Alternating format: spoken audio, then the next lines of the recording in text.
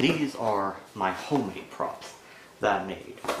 Like, let's say, first of all, you know, of course they're kind of falling apart a bit, but this is going to be, like, this is Brittany's head.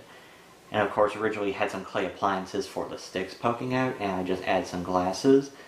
I feel weird because this was actually like the most realistic head prop that I made. It like looked exactly like Brittany's head. Now, of course, originally Jack Stone, he was going to play the detective, so this was going to be his head for whenever he got decapitated by Kate. And we'll probably use it in another film so that way it doesn't go to waste. I also have to say that I've actually scared some of my family members because I keep these in cabinets, and they'd open them and last thing they'd be expecting is a severed head. And I can't pull this out of the bag, but if you look very closely, this is like for Clint's model. This is going to be like, this is where his brain matter was ripped out. And basically we just had him from behind, and Matt, or Jack Stone, he would like puppeteer the head in such a way. Of course, we had some other props, like let's say this was like Brittany's or Renee's intestines, like made out of like some trash bags I rolled and taped over paper towels, kind of like what I did with the latex props, especially seen in Indie Mogul, but I was running out of latex, so I used this and painted over it. And of course, here's one of the sticks used for Brittany whenever like it pokes to the eye. Like, these are the glasses I used for Brittany's head, by the way. Here's some like the store-bought props. Like, let's say here's the weird midget skeleton. I got this, one of the reasons why I got this was because I was planning on doing like a film adaptation of Candle Cove, mainly the Candle Cove Experiences Tales of Laughingstock. I'm going to use him as the skin taker, which I'm still interested in doing that. I'm just, you know, when we get the chance, it'll probably be when my friends are done with band and when it's not so hot.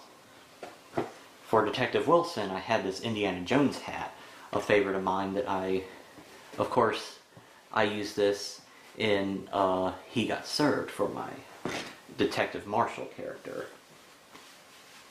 And I got that at Disney World. I'm a huge Indiana Jones fan. And here is broken. It used to be retractable, but this is basically the dagger of the hunters. And I talk about this in the audio commentary. I kind of made this excuse of where like it's an ancient tribal dagger. Well, not tribal dagger, but an ancient dagger used to destroy evil tribes. But it just looks like a regular knife. So I made the excuse that it was basically in disguise. It was kind of like, you know, the Holy Grail from Indiana Jones and the Last Crusade. Where, you know, you expect it to look bright and colorful, but it just looks, you know, ordinary.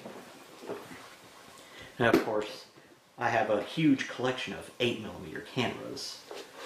And so, you know, I use this Bolex. It comes in different parts. Ow.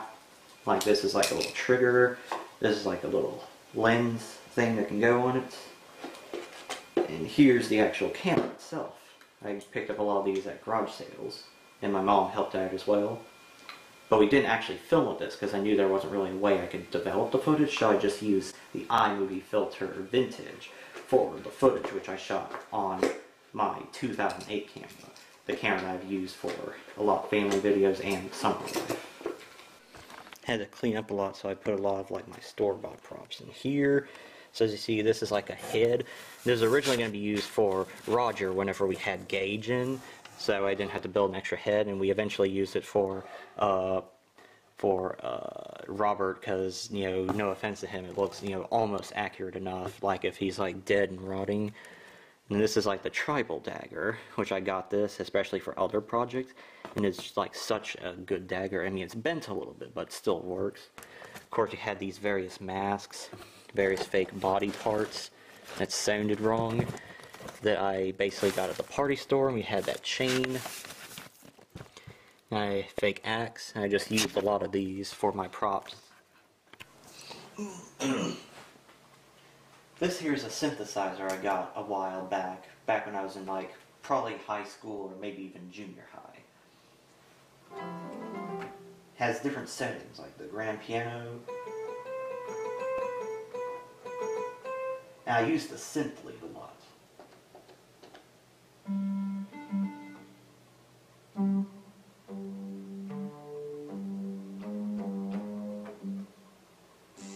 Fargo is my favorite of this.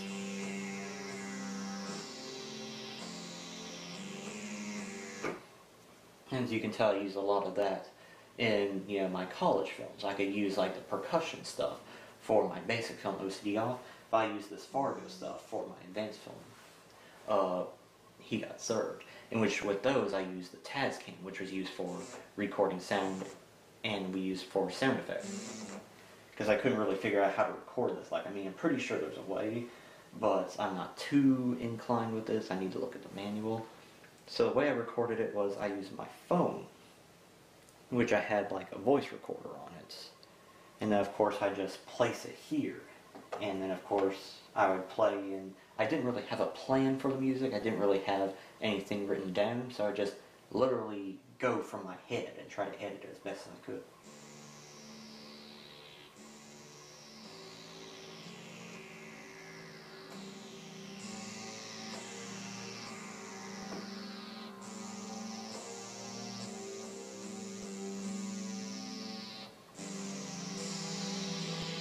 I'd use different ones, like let's say we have choir, 62.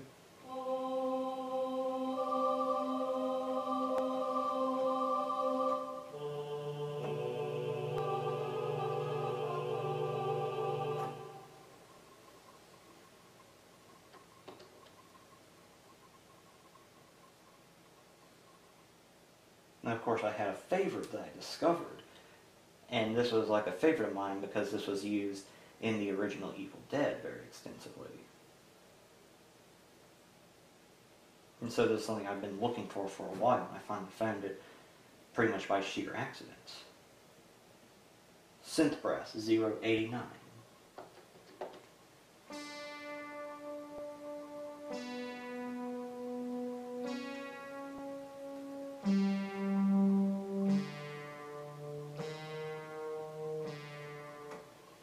So basically I just went with, you know, what my head would tell me. I would mix it up in the iMovie eventually. Of course, you know, like one of the things that makes iMovie much better than Windows Movie Maker is that you could add like various sound effects, and you could add, you know, multiple layers of sound, and you could edit them and everything like that. Of course, you know, it's heavily criticized, but I think it's like the high school of professional film editing softwares. I'm not the first person to say that. And I don't hate Windows Live Movie Maker, but it is very limited. But with this I was able to do a lot more, especially with the music. And of course I did write an ending theme song, but I just didn't like it. It just didn't feel right to me, so I used music from Friday the 13th, which was what inspired it. And then of course I also used like a mixture of different scores that I couldn't do really on the synthesizer. That includes some music both used and unused from The Evil Dead and The Changeling, another favorite horror film of mine. And I also used some music from The Black Cauldron, a little bit from Highlander, and even like from my most favorite movie of all time, Raiders of the Lost Ark, because I figured, you know, that just had to be done. And so I pretty much had everything. I had the stop motion done and edited, I had the green screen stuff done and edited, I had the props ready, I had the music ready. All that was left was to edit it. Of course, you know, I don't, you know, with money and stuff like that, I didn't have, you know, special types of, you know, film programs like I used in film school, such as Adobe Premiere. So I just used what I had, where, you know, I used iMovie because that was like a better editing source, since I could add like different layers, I could change the sound and everything like that. But it couldn't export something longer than 15 minutes. So what I did was I exported it scene by scene, like scenes 1 through 10, and then eventually I would, you know, export them, put them on the old laptop, my PC one, which had Windows Live Movie Maker, and I put them together on Windows Live Movie Maker. I added a few additional sound effects. Like let's say there's a whole scene where the zombie leader actually cut the wires, and that's why it went dark in the hallway. But I didn't want to do that because we already did the audio commentary before it was even like completed. So my way of getting around that was I just added a loud thunderclap, and that was supposed to imply that that caused the power to go out. You know, with the exception of a few scenes, but, you know, low budget. I mean, if you notice with the low budgetness, when David first started, his hair was long, and then he cut it short, so he tried to make up for it because I bought like a ridiculous wig that did not look anything like his hair, and then we eventually just gave up on it, so his hair is like constantly changing throughout the entire film. But, you know, it adds charm to it. It's a fun type of goof. It's not like something completely nitpicky worthy. Although I would be honored if the Nostalgia Critic did a review of it. Anyway, then, you know, sorry I got off track there. I had it on Windows Live Movie Maker, then I'd export it, then I'd move it to my Mac. And of course, on my Mac, I had a software where I could convert certain videos to which they could play on the Mac. And that's exactly what I did. I converted it, and I had my very first feature-length horror film, or our very first feature-length film. Because before that, I started with a lot of short films. I made The Summer of Life, which was okay, but what I really, really wanted, especially from high school, was I wanted to make a feature-length B-grade horror film, especially, you know, with friends of mine from high school, and I got my wish. That was like the first thing I completed after graduating from college. And now, of course, you know, I'm like looking for employment. I plan on going back to college for grad school. And along with that, I have other projects that I want to work on, such as stop-motion projects and the Mind Worms. But I will say I felt like really complete and really refreshed after making this movie. Because as amateur as it is, that's exactly how I wanted it to be. You know, I wanted to pay homage to a lot of my favorite amateur films from the 70s and the 80s, such as The Evil Dead and a lot of other low-budget films. I wanted to show off, you know, what I could do with my limitations, kind of show what kind of stuff I could do without, you know, expensive props, without expensive whatever.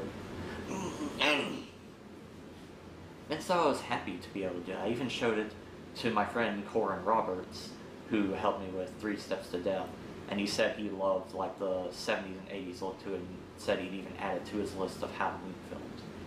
And, you know, I feel like I really made an accomplishment here. And I think, you know, I made some really innocent fun. One of the things I felt uncomfortable about was the whole, like, scenes in the church with the power of Christ compels you. Wait, this is a Heine book. But I figure it's not anything that bad. I mean, it's innocent humor for what it is. And, you know, it's just, you know, that's all it is basically just slapstick humor. And that's another thing, is this film was not intended to be a comedy, but it was not intended to be taken too seriously either. But we eventually were just having so much fun making it that we decided to turn it into a comedy. And we had so much fun with the audio commentary too. So like after the commentary, like after having all those people over, we basically just had a rap party, like with like the fire pit at Clint's little forest area. Video. Ow! They're gonna throw this big, this big couch thingy. Wait. Oh, there's a slug. Oh! Start rolling it, actually. You guys okay? Careful. Oh shit! This ain't gonna end well. Oh. It's not gonna put out the fire. On the list of the top 10 bad ideas, this is probably on that list. You guys better get away. Oh, he threw it in there. What the hell are you thinking? Burning a couch? You're not gonna sit on that anymore. It's gonna burn your bottom, your booty, your ass, your posterior, your arse, your buttocks, your badonkadonk. There's way too much sayings for But the place that your poo-poo comes out of. David drunk and then make him sit on that. That's one of the things I always never understood, is why people think butts are attractive and butts are where people's dookie comes out of. Well, I mean, there's only one. You don't ever let anyone start to. Actually, everything else seems to if you sit in that chair, I'll straight up give you my debit card. Don't give people your debit cards. These kittens, look at these adorable kittens.